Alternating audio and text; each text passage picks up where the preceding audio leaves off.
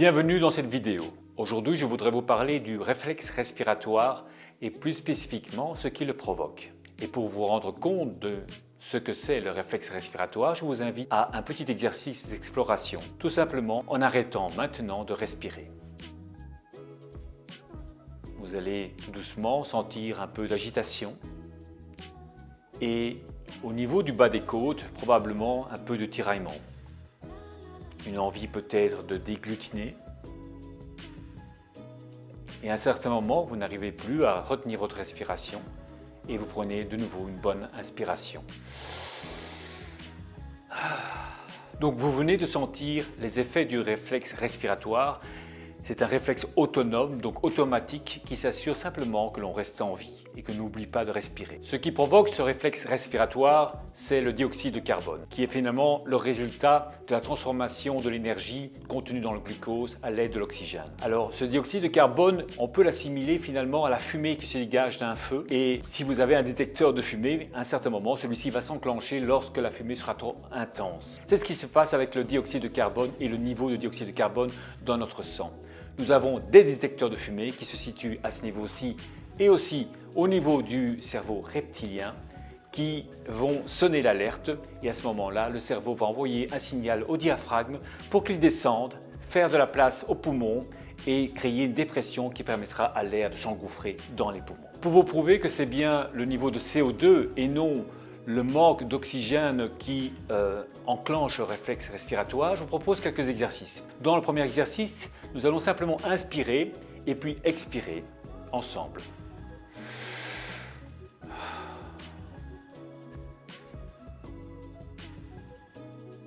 Comptez le nombre de secondes avant que le besoin de reprendre une inspiration se présente.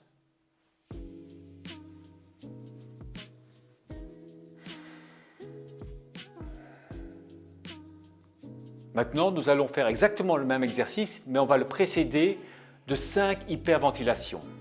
Je vous montre.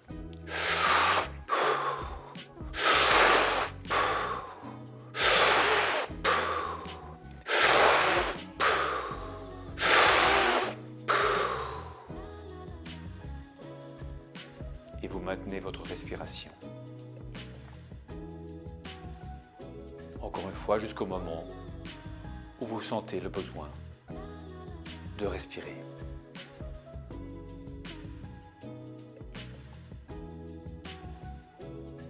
Dans cet exercice, vous avez certainement pu tenir votre respiration plus longtemps que dans l'exercice précédent. Tout simplement parce qu'avec l'hyperventilation, nous avons dégagé beaucoup de CO2. De la même manière que si nous avions ouvert toutes les portes et les fenêtres et la fumée se serait dégagée. Donc on a moins de fumée dans la pièce. Je vous propose un dernier exercice. Nous allons prendre une grande inspiration, la plus grande inspiration que vous pouvez.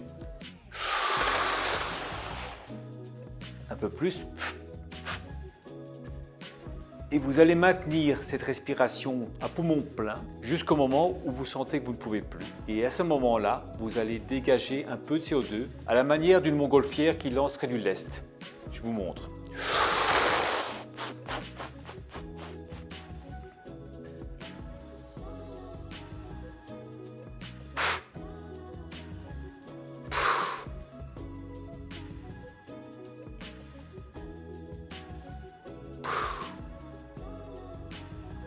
Voilà. Et encore une fois dans cet exercice, nous dégageons, nous ouvrons la bouche, nous ne prenons pas d'oxygène, mais on relâche le CO2 et vous pouvez sentir que finalement vous pouvez alors continuer à rester sans respirer plus longtemps. Voilà, donc en résumé, le réflexe respiratoire est un réflexe autonome, automatique, qui est enclenché par le niveau de CO2 dans votre sang.